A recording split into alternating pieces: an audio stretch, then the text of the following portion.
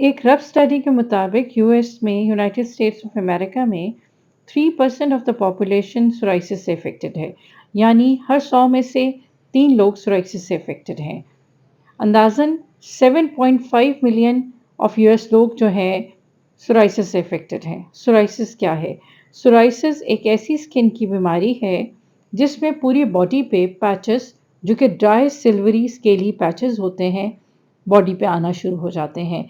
कभी कभार ये पूरी बॉडी को इन्वॉल्व कर लेते हैं, जिसे इरिथ्रोडर्मिक स्टेज कहते हैं, और कभी कभार कुछ मखसूस जगह पे प्रेजेंट होती है। ज़्यादातर ये स्किन के एक्सटेंसर सरफेसेस पे, यानी कोहनियों पे, घुटनों पे, सर पे, कमर पर प्रेजेंट होती है। सोराइसिस जहाँ स्किन को इफेक्ट करती है, उसके साथ साथ जोड़ों को और आंखों को भी इफेक्ट कर सकती है। सोराइसिस ऑफ नेल भी बहुत कॉमन है, जिसमें नेल्स पे छोटे छोटे सुराख होने के साथ साथ पूरे का पूरा नेल का ख़त्म हो जाना भी है। 20 नेल डिस्ट्रोफी यानी 20 के 20 नाखून ख़त्म हो जाना भी सोराइसिस की बीमारी का हिस्सा है। जब ये जॉइंट्स को इन्वॉल्व करती है कि तो जॉइंट्स में बहुत ज़्यादा सूजन आ जाती है, जॉइंट आराम से हिल नहीं सकते, चलने में दिक्कत आती है और बहुत तकलीफ दे कंडीशन होती है। लेकिन अगर इसमें rheumatoid arthritis factor R A factor कराया जाए तो वो यूजली नेगेटिव होता है। इसमें क्या होता है स्किन में कि हमारी स्किन की लेयर जो कि नॉर्मली 1 महीने में पूरी की पूरी बनकर ख़त्म हो जाती है, यानी बेसल लेयर से शुरू होकर ऊपर तक आते में 1 महीना लेती है और फिर शेड हो जाते हैं सेल्स। लेकिन वही साइकिल सोराइसिस के पेशेंट में बहुत ज़्यादा इंक्रीज हो जाती है और 3 से 4 दिनों में सेल बन के पूरी साइकिल कंप्लीट करके शेड होना शुरू हो जाता है। सेल शेड होने के बजाय बहुत ज़्यादा स्किन पे पाइल अप होना यानी जमा होना शुरू हो जाते हैं, जिसकी वजह से बॉडी पे स्केल्स की कलेक्शन या सोराइसिस के लीजन नजर आते हैं। ये जो सेल का टर्नओवर रेट या तेजी से बढ़ने की वजह क्या है, उसमें बहुत सारी स्टडीज हैं जिसमें कहते हैं कि टाइप 1 पर्सनैलिटी, यानी वो पर्सनैलिटी जो बहुत ज़्यादा स्ट्रेसेस देती है, उसमें कॉमनली ये डिजीज पाई जाती है। ये देखिए स्किन पे किस तरह के लीजन आते हैं। इस तरह के लीजन स्किन पे नजर आते हैं। साल्मन पिंक यानी पिंक कलर के लीजन्स होते हैं, यानी निशान होते हैं, और वो कवर होते हैं वाइट स्केल्स के साथ। वाइट स्केल्स को जब उतारा जाए तो नीचे हल्का सा खून निकलने के या खून के ड्रॉपलेट्स आते हैं। खून का बहना सोराइसिस में नहीं है, और ये एक इम्पॉर्टेंट साइन है जिसे ऑस्पिट साइन भी कहते हैं कि जब हम उसका स्केल उतारते हैं तो नीचे से खून के कतरे नजर आते हैं। नॉर्मली खारिश होना इस बीमारी का हिस्सा नहीं है, लेकिन कुछ लोगों में सोराइसिस में खारिश भी देखी गई है। सोराइसिस स्कैल्प पे बहुत ज़्यादा कॉमन है, और अगर आप देखें तो सोराइसिस की लाइन अक्सर अक्सर सर के बाहर तक नजर आती है। ये इस तरह के स्केल्स देखिए, इस तरह नजर आते हैं। ये देखिए नीचे स्केल्स, ऊपर स्केल्स है और नीचे साल्मन पैच है। सोराइसिस किसी भी उम्र में हो सकती है, मेल्स, फीमेल्स, बच्चे। अगर आप देखें तो इन्फेंटाइल सोराइसिस यानी वो सोराइसिस जो 1 साल की उम्र में हो सकती है, वो very common form of psoriasis है। छोटे बच्चों में डायपर रैश की तरह सोराइसिस प्रेजेंट करता है। अगर देखा जाए तो बहुत सारे लोग सोराइसिस और एक्जिमा को मिक्स कर देते हैं। सोराइसिस और एक्जिमा दो बिल्कुल मुख्तलिफ कंडीशंस हैं। एक्जिमा में किसी न किसी चीज़ से ज़्यादा इरिटेशन होती है और वो बहुत लंबी देर तक नहीं चलता है अगर उसका कांटेक्ट ख़त्म कर दिया जाए जिससे एक्जिमा हो रहा है। सोराइसिस एक क्रॉनिक डिजीज़ है, बड़ी लंबी देर चलती है और वो ख़त्म नहीं होती है। एक्जिमा में हमें थिक स्केली स्किन मिलेगी, लेकिन उसके नीचे हमें साल्मन पिंक कलर रेयरली नज़र आ रहा होता है, जबकि सोराइसिस के पेशेंट में नीचे थिक स्केली प्लाक्स नज़र आ रहे होते हैं। और दूसरा, अगर आप सोराइसिस के पेशेंट में देखें तो जहाँ भी उसे चोट लगेगी वहाँ पे सोराइसिस का लीजन डेवलप हो जाएगा, यानी जहाँ चोट लगी वहाँ सोराइसिस बन गया। ये भी एक फिनोमेना सोराइसिस की बीमारी में पाया जाता है, जिसे कॉबनस फिनोमेना कहते हैं। कभी कभार ऐसा होता है कि पेशेंट सिर्फ नेल सोराइसिस के साथ प्रेजेंट करे, यानी सिर्फ नेल्स इफेक्टेड हैं, नेल्स पे पिटिंग आ रही है, रिजिंग आ रही है, स्केलिंग आ रही है या नेल एट्रोफी आ रही है। और कभी कभार क्या है कि सिर्फ सोराइसिस ऑफ स्कैल्प है, यानी सर के ऊपर वाइट थिक प्लाक्स मिल रहे होते हैं, जिसे हम कभी कभार खुश्की या सेबरिक डर्मेटाइटिस से भी कंफ्यूज कर रहे होते हैं। जब सर के ऊपर सोराइसिस आता है تو نارملی وہ بالوں کی مارجن سے باہر نکل رہا ہوتا ہے، یا سر کے ماتھے کے اوپر آپ کو کوئی مارجن ریڈ کلر کی نظر آ رہی ہوگی، یا بالوں سے کان کے پیچھے باہر نکلتے ہوئے سورائسس کے لیجن نظر آ رہے ہوتے ہیں۔ اس کے علاوہ سورائسس کہاں پریزنٹ کر سکتا ہے؟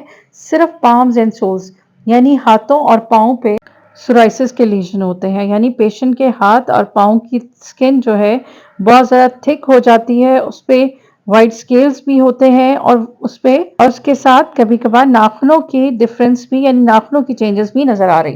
اچھا، اب سورائسس کن کن لوگوں میں ہو سکتی ہے؟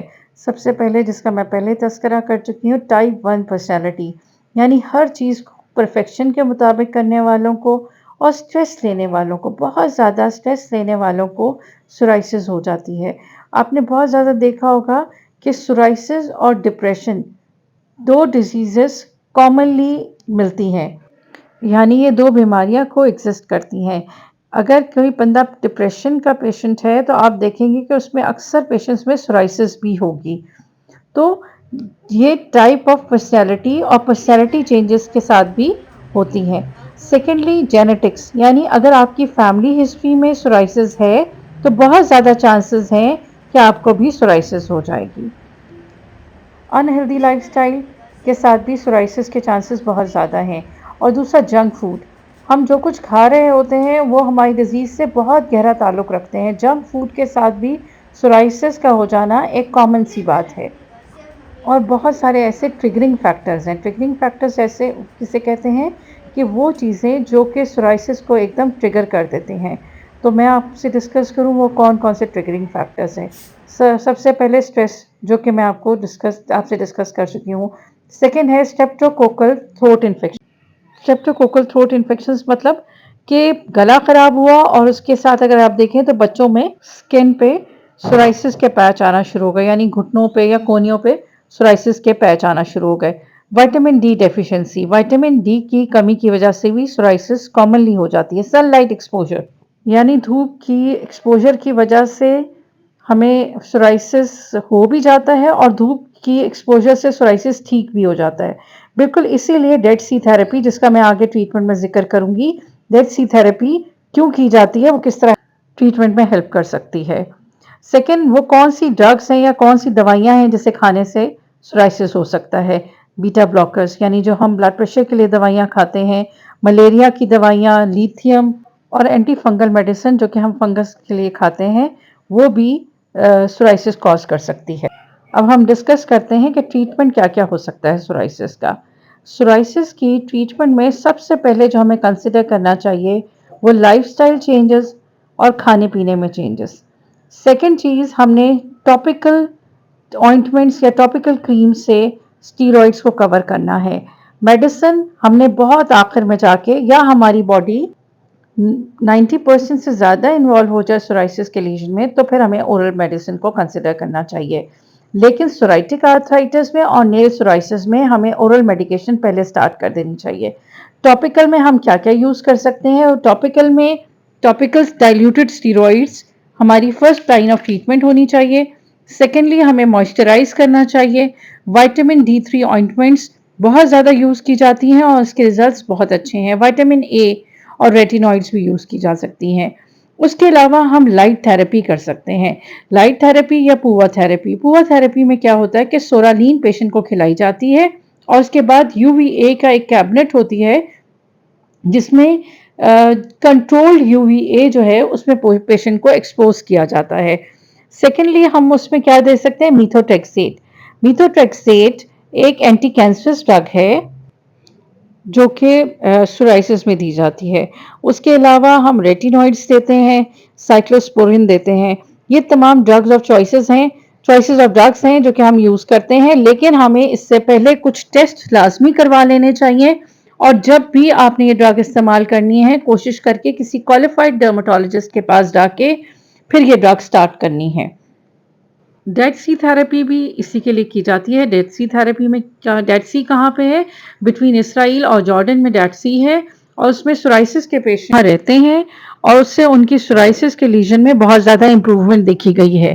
اور اگر ہم یہی تھراپی پاکستان میں کرنا چاہیں تو کھیوڑا مائنز میں جو سالٹ رینج ہے وہاں باقاعدہ ہاسپٹلس بنے ہوئے ہیں جہاں سکن کے पेशेंट्स सोराइसिस के पेशेंट रहने से बहुत ज़्यादा इम्प्रूवमेंट होती है। ऑल्टरनेटिव थेरेपी में अगर देखें तो सोराइसिस में कपिंग थेरेपी या हिजामे का भी बहुत अच्छा रोल है, जिसके बारे में मैं फिर कभी आपसे डिस्कस करूंगी। Thank you for watching all my videos. Please subscribe and like my channel. Thank you.